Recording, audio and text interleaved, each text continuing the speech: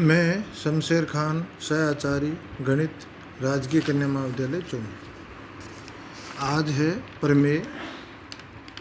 सिद्ध कीजिए कि शून्य के भाजकों रहित एक परिमित क्रम विनिमय वलय एक क्षेत्र होता है। सिद्ध कीजिए कि शून्य के भाजकों रहित एक परिमित क्रम विनिमय वलय एक क्षेत्र होता है।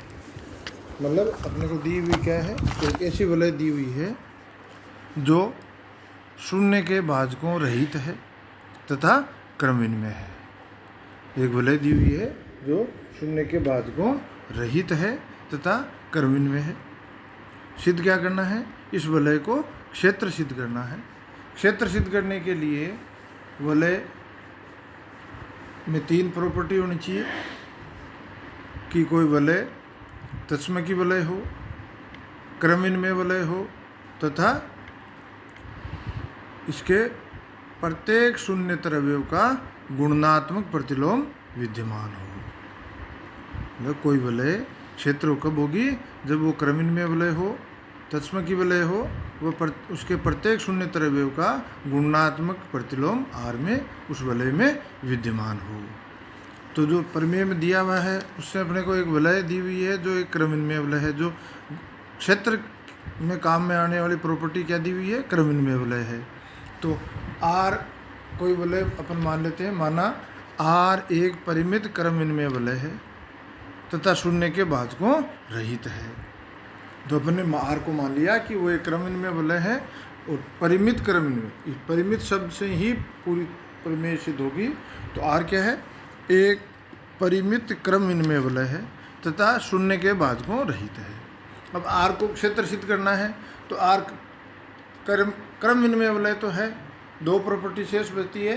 कौन सी, कि ये तत्समकी वलय है तथा इसमें प्रत्येक शून्यतर अवयव का गुणात्मक प्रतिलोम विद्यमान है। प्रत्येक शून्यतर अवयव का गुणात्मक प्रतिलोम विद्यमान है।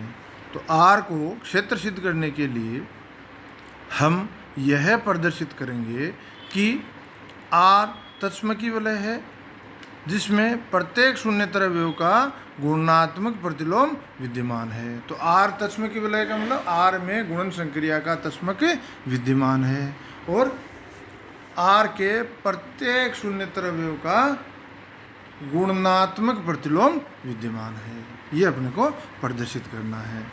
ये प्रदर्शित करने के लिए और ये सारी की सारी प्रमेय जो परिमित शब्द है, जो परिमित क्रम विनिमय वलय लिया है, जो वलय के लिए परिमित वलय है, वो इस थ्योरम को प्रूव करने में ये कंसेप्ट काम में लेना है।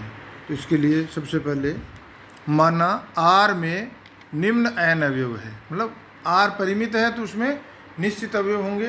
तो अपन ने मान लिया R में निम्न n अवयव विद्यमान है, A1 A2 A3 dash dash dash AN तथा x belongs to R, x is not equal to 0। तो n अवयव लिए और एक अवयव ले लिया x बिलोंग्स टू R। तो इन्हीं जो मतलब अपन ने जो n अवयव लिए हैं उन्हीं में से ये x है। तो साथ में अपन ने x को अलग से क्यों लिया है, क्योंकि एक शून्यतर अवयव लेना है। तो अपन ने मान लिया x बिलोंग्स टू R और x is not equal to 0। तो ये A1 A2 A3 AN सभी R के अवयव हैं, x भी R का अवयव है।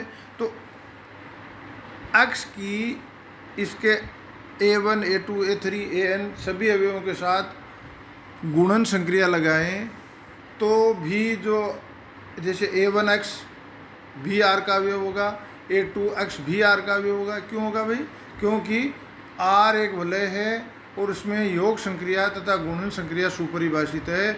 यदि गुणन संक्रिया सुपरिभाषित है तो R के किन्हीं दो अवयवों के मध्य गुणन संक्रिया लगाते हैं, जो तीसरा अवयव आता है, जो रिजल्टेंट अवयव आता है, वो क्या होता है, R का ही अवयव होता है। इसलिए A1x A2x A3x dash dash dash ANx सभी R के अवयव हैं और कोई भी दो अवयव समान नहीं है। ये अपन ने लिख दिया कि और कोई भी दो अवयव समान नहीं है, और इसको समान नहीं है को अपने को प्रदर्शित करना पड़ेगा। क्योंकि यदि मतलब इन जो प्रोडक्ट हैं, जो ये A1x, A2x, A3x dash dash ANX है, ये सभी भिन्न भिन्न है, कोई भी दो समान नहीं है। क्योंकि यदि दो समान है, AI(x) is equal to AJ(x), I is not equal to J, AI is not equal to AJ। तो AI(x) minus AJ(x) is equal to 0। AI(x) is equal to AJ(x) अगर हो तो AI(x) minus AJ(x) is equal to 0। अब यदि बंटनता लगाएं तो AI minus AJ कोष्टक के बाहर x is equal to 0। Then AI minus AJ is equal to 0 या x इज इक्वल टू 0। क्यों ये किस आधार पे लिया भाई? क्योंकि वलय क्या है? शून्य के भाजकों रहित वलय है। AI माइनस AJ किसका अवयव है? R का अवयव है। x किसका अवयव है? R का अवयव है। इन दोनों का गुणा क्या हो गया? 0। और R क्या है? शून्य के भाजकों रहित वलय है। इसका मतलब AI minus AJ is equal to 0 या x is equal to 0। AI minus AJ is equal to 0 या x इज इक्वल टू 0। अपन ने शुरू में मान रखा है कि x is not equal to 0। अपने शुरू में क्या मान रखा है कि x is not equal to 0। Then AI is equal to AJ। Then AI minus AJ is equal to 0 और AI minus AJ is equal to 0, तो AI is equal to AJ। अतः एक के सभी अवयव भिन्न हैं। क्यों है भाई? क्योंकि अगर एक में जो अवयव प्रदर्शित है उनमें से कोई दो अवयव बराबर हैं तो AI और मतलब अपन ने लिया AI(x) is equal to AJ(x) और जहाँ AI और AJ बराबर नहीं है ये लिया और आगे जाके ये विरोधाभास हो गया। क्या हो गया कि दो अवयव अगर समान है इसका मतलब AI और AJ बराबर है, जबकि अपन ने लिया क्या था? AI minus AI is not equal to AJ। साथ में अपन ने क्या लिया था? और इसका विरोधाभास है, जो कि मैं साइड में लिख देता हूँ, जो कि विरोधाभास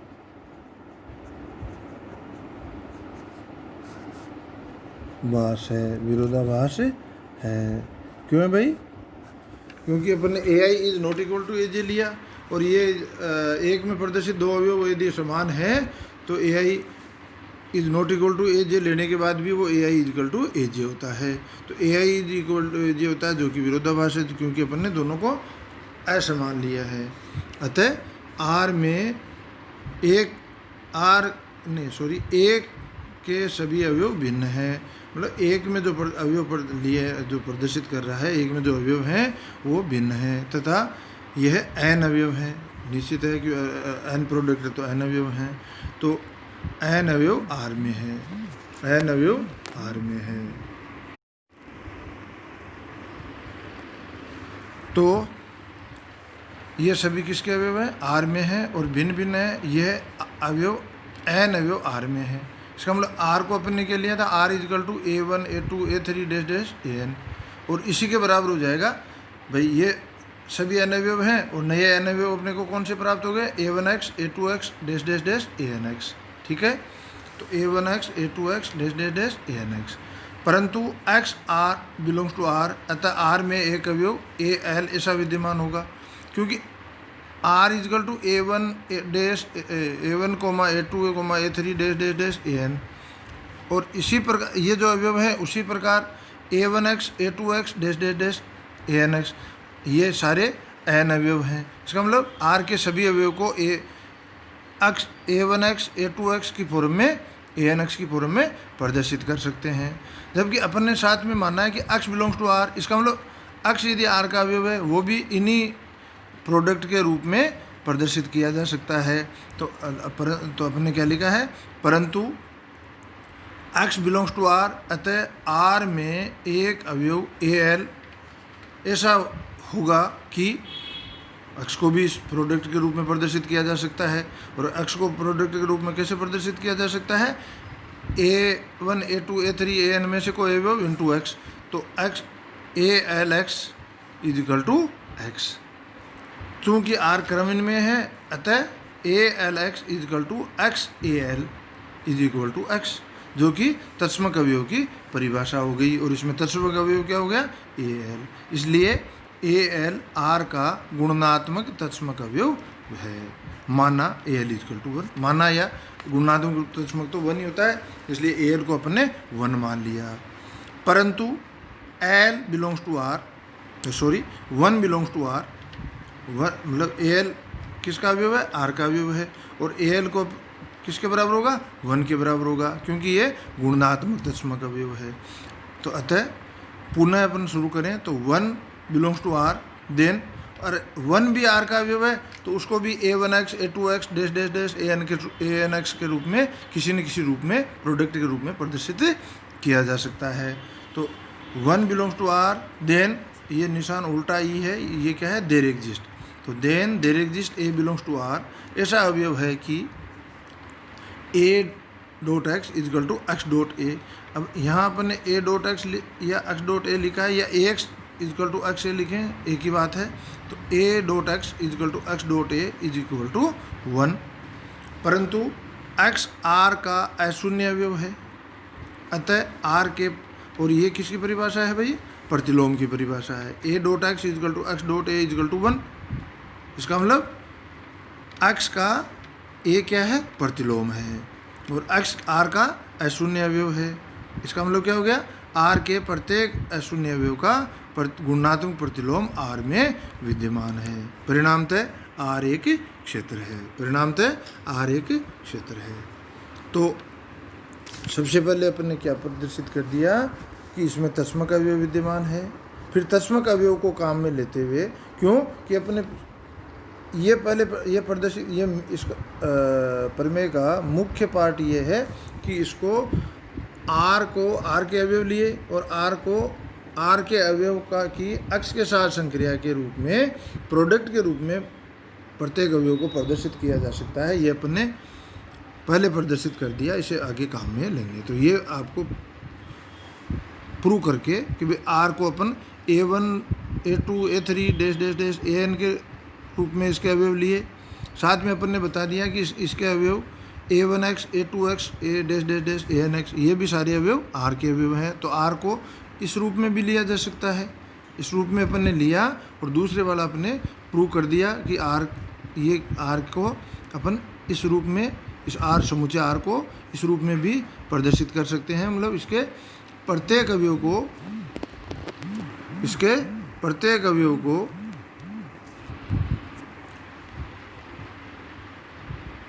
A1X A2X dash dash dash ANX के रूप में प्रदर्शित कर सकते हैं। तो इसका मतलब R में जो भी अवयव होगा वो A1X A2X dash dash dash ANX के रूप में प्रदर्शित होगा, विद्यमान होगा।